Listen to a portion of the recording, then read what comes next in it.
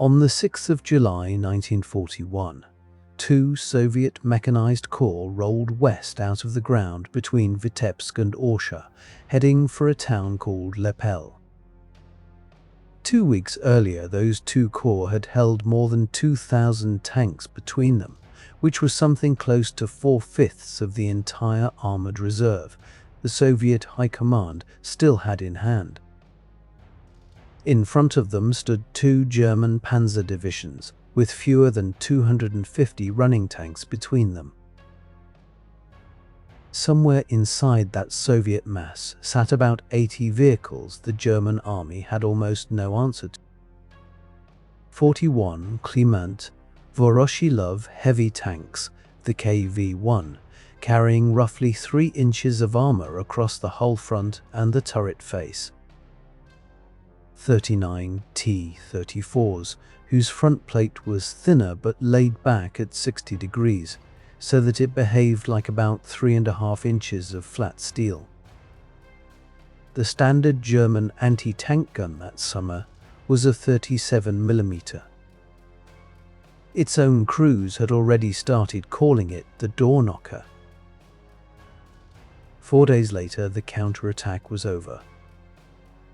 Soviet returns put the loss at 832 tanks.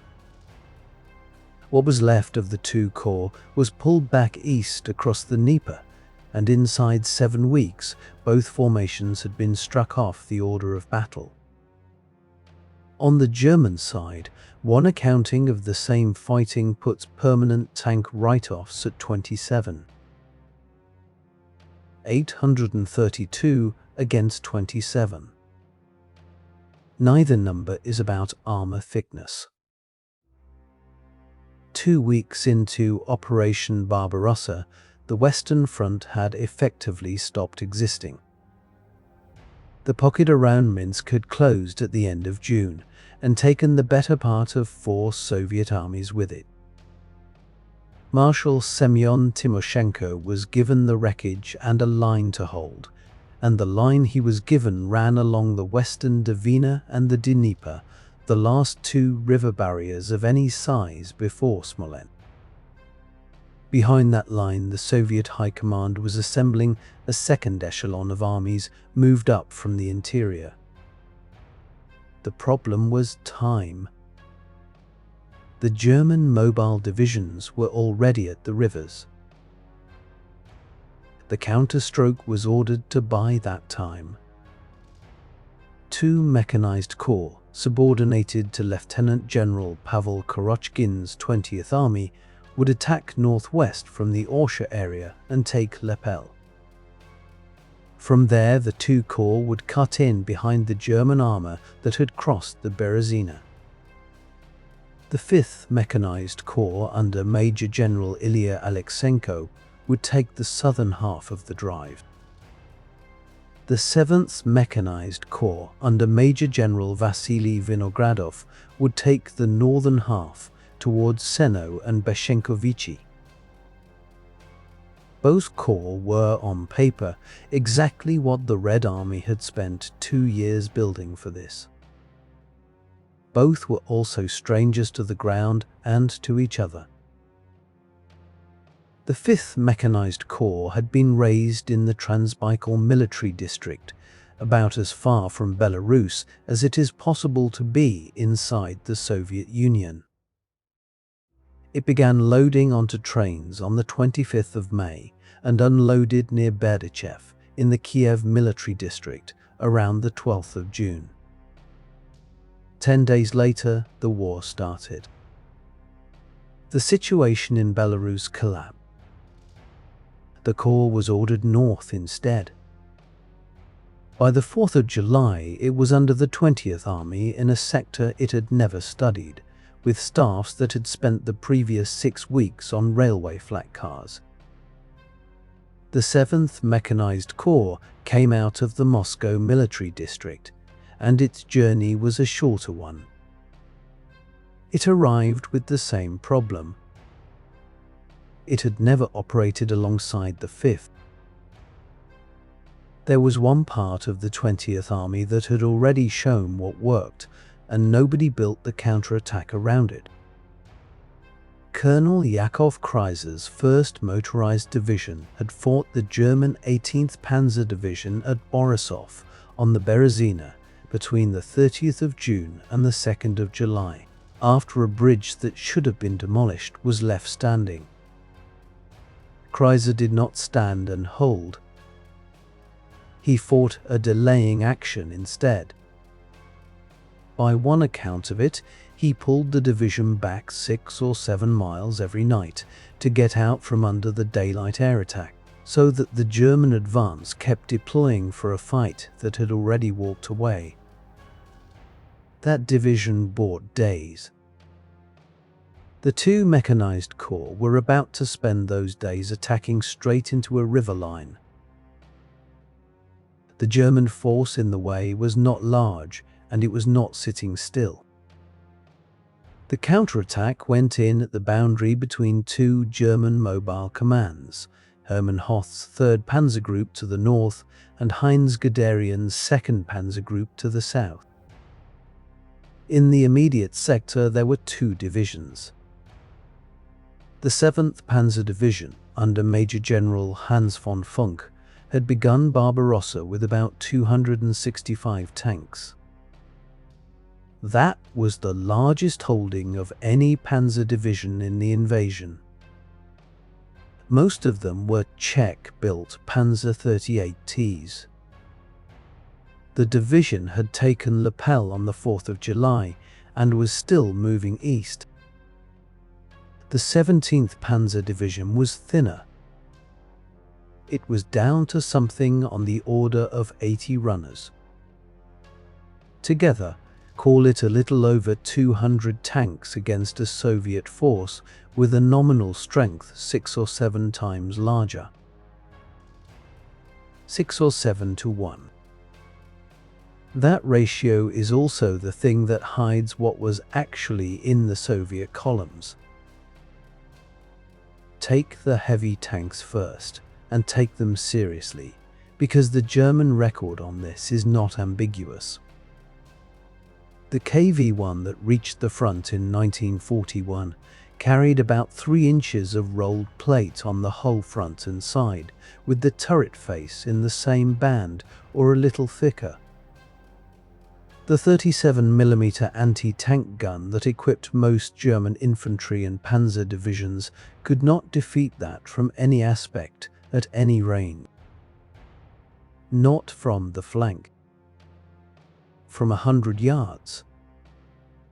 German post-war accounts by officers who were there described dozens of hits from that gun on a single Soviet tank, and the tank kept fighting. The T-34 was thinner and cleverer.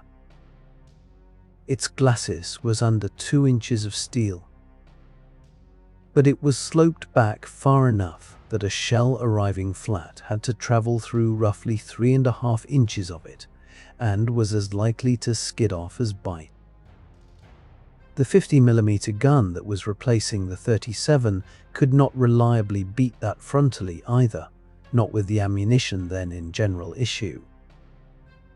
Both Soviet types carried a 76mm gun.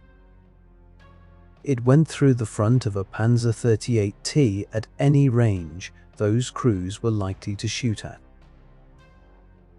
Set that against what the 7th Panzer Division was mostly driving. The Panzer 38T was a Czech design taken over after the occupation of Bohemia, riveted rather than welded, with about 1 inch of armor on the front of the hull and a 37mm gun in the turret. It was reliable and it was available in numbers. It had been adequate against French and Polish armor. Against a KV, it was a vehicle with no weapon. In a straight exchange on open ground, 80 of these vehicles against 200 German tanks is not a close fight, but a one-sided one in the Soviet direction. The German army had no plan for either Soviet type. It had not known that either one existed. Both were first met on the 23rd of June, the second day of the invasion, and the response for the rest of that summer was improvised out of whatever could shoot hard enough. Divisional artillery was run forward and fired over open sights. Anti-aircraft batteries were pulled off air defense and pointed at the ground. Engineers were sent forward with demolition charges to attack tracks and running gear. That is a method that says plainly what the anti-tank guns were not doing. Now the rest of the column. On the 6th of July, the 5th Mechanized Corps counted 7 Kai V1s and 10 T-34.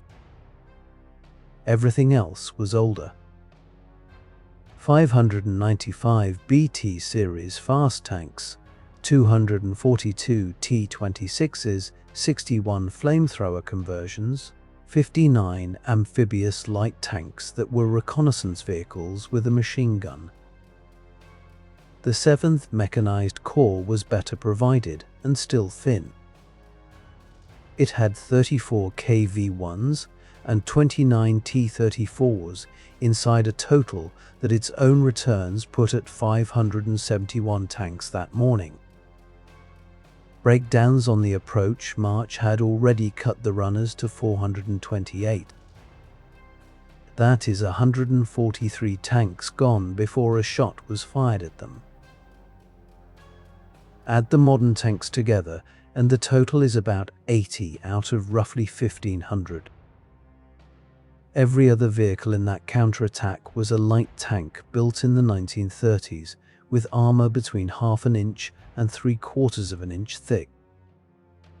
The Panzer 38T's 37mm gun, useless against a KV, defeated a BT-7 or a T-26 from the front at ordinary combat range without difficulty. A German 50mm did the same, and so did a towed 37mm. A 20mm autocannon did it at close range. In some circumstances, so did a heavy machine gun firing armor-piercing rounds. The 2000 figure is real, and it is also the wrong figure. It is the strength the two corps reported on the 22nd of June, before a single mile of the approach march. The number that lined up for the attack was closer to 1,500, and different sources put it as low as 1,434. By the second day, the total that could still move was lower again. Nobody counted it precisely because the units that would have done the counting were being overrun. What the Germans were facing was not 2,000 tanks. It was roughly 1,500 light tanks with 80 good ones distributed among them. The attack began early on the 6th of July and, for a few hours, it worked. The 7th Mechanized Corps pushed 30 to 36 miles on the first day against thin screening forces.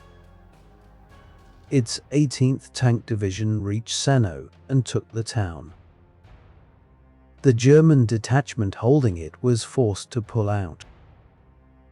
In the south, the 5th Mechanized Corps ran its 17th Tank Division, 413 tanks strong that morning and almost entirely BTs and T-26s, straight into the 17th Panzer Division.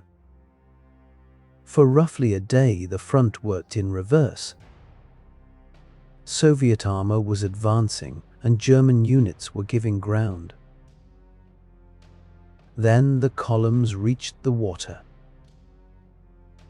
The northern axis of the 7th Mechanized Corps ran across the Chernogostnitsa, a small river on the road to Byshenkovichi with marsh on both banks. It is not an impressive obstacle on a map. On the ground, it was a natural anti-tank ditch. The Germans had read it the same way. They had put their anti-tank guns and their field artillery on the far side, covering the crossing sites, and they had done it before the Soviet advance guard arrived. Vasiliev's 14th Tank Division was ordered across it on the 6th of July and could not get over the bend in the river. It attacked again on the 7th, at the same place, into the same guns. By its own commander's report, 126 tanks went into that fight on the 7th, and 11 of them were KV-1s and 24 were T-34s. More than half of the 126 were lost in the day. The same report puts personnel casualties above 200. The division commander was among the wounded. That is the whole video in one afternoon of fighting. The 14th Tank Division brought 35 vehicles that the German guns opposite could not reliably penetrate. It lost about 63 vehicles anyway. It had fed them into marsh. At a crossing the enemy had already ranged, in daylight, twice, and without the reconnaissance that would have told it where the guns were. Armor that cannot be penetrated is still a target when it is stationary, bogged or funneled onto a strip of firm ground 100 yards wide with a gun line watching it. South of there, around Senno itself, the Germans took the town back on the 8th of July. The 5th Mechanized Corps was fighting a separate battle by then in the Tolpino and Zotovo area against forces working around its flanks. Its own combat diary lists losses for the 8th to the 10th of July in that sector at 82 tanks for the 13th Tank Division and 244 for the 17th. Those figures cover 3 days and 1 corps, and they already come to 326 vehicles. On the 9th of July, 2 things happened that ended the operation. The German 12th Panzer Division arrived in the sector with 209 tanks. That roughly doubled the German armor facing the counterattack. And a march to the north, German troops entered Vitebsk. The city the whole counterstroke had been mounted to cover would be fully occupied by the 11th, while the 2 corps were still attacking away from it. The 7th Mechanized Corps called off its attack at 4:30 that afternoon and began pulling back. What followed was not a withdrawal in any orderly sense. Its 14th Tank Division was encircled in the Liozno area and ceased to exist as a formation. Corps headquarters and 2 tank battalions broke out and attached themselves to Rokossovsky's improvised force to the east. The rest of the corps crossed the Dnieper by the 15th of July. The 5th Mechanized Corps was caught in the developing Smolensk pocket and did not get its remnants out until the 31st of July and the 1st of August, by which time it had almost no tanks left at all.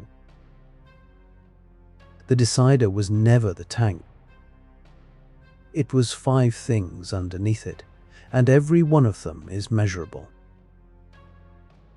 The river set up all the rest. Both corps attacked across water and marsh into positions the defender chose.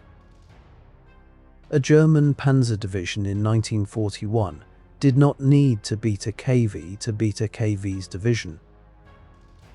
Needed to make that division cross at a place it could cover and then hold the crossing with divisional artillery and, where they were available, 88mm anti-aircraft gun in direct fire. The 88 was the one German weapon in service that summer that could defeat a KV or a T-34 at 1,000 yards and beyond, and it was employed exactly this way throughout the campaign, sighted on the approaches rather than hunting. Second, the 2 corps never fought as one. The 5th attacked toward Tolpino and Zotovo, the 7th towards Senno and the Chernogostnitsa, and between the two axes there was a gap the German divisions worked in for 4 days. Each corps met roughly equal German strength on its own front instead of the combined force, meeting the combined Soviet mass in one place. That is a staff failure, not an equipment failure, and it is the direct consequence of 2 corps arriving from 2 different military districts and going into an attack within 72 hours of being placed under the same army headquarters. The radios, which is where the German tactical method actually lived. German Panzer units in 1941 worked a standard trick against Soviet armor. The tanks would engage, then fall back, calling their own artillery over the radio as they went, so that the pursuing Soviet tanks arrived in front of a 105mm battery or an 88 already laid on the ground they were crossing. That sequence requires a radio in the tank that is retreating, and a radio at the gun position working in the same minute. The Soviet mechanized corps did not have that below the higher command levels. Coordination inside a Soviet tank battalion was largely signal flags from the commander's turret. Flags do not work in dust. They do not work in woods, and they do not work at all once the commander's tank has stopped. Fourth, the crews. The Red Army began organized fighting training on the T-34 only in the spring of 1941. Months, not years. In many units it was run without a single T-34 present, because the tanks were going straight from the factory to the formations. Accounts of that spring describe drivers reaching the field with under 5 hours behind the levers and gunners who had never fired the main armament. Other accounts put the whole of a crewman's instruction at 72 hours in a classroom. The figures vary, and none of them is good. Put a crew like that in an excellent tank, and it is still not an excellent crew. It is a crew that bogs the vehicle in soft ground it should have read.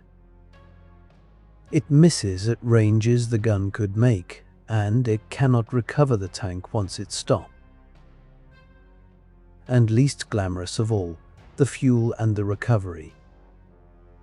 The Soviet mechanized corps of 1941 had no tanker trucks worth the name. Fuel moved in drums of about 55 gallons. The units had no hand pumps and in many cases no funnels. Refueling a tank battalion was a manual job, and it was measured in hours. Motorized divisions inside the corps held around 40% of their authorized trucks. The infantry that was supposed to move with the armor mostly walked. The 7th Mechanized Corps went into the attack, by the plain account of its own record, without adequate fuel, without adequate ammunition, and without air support. The air matters more than it usually gets credit for here.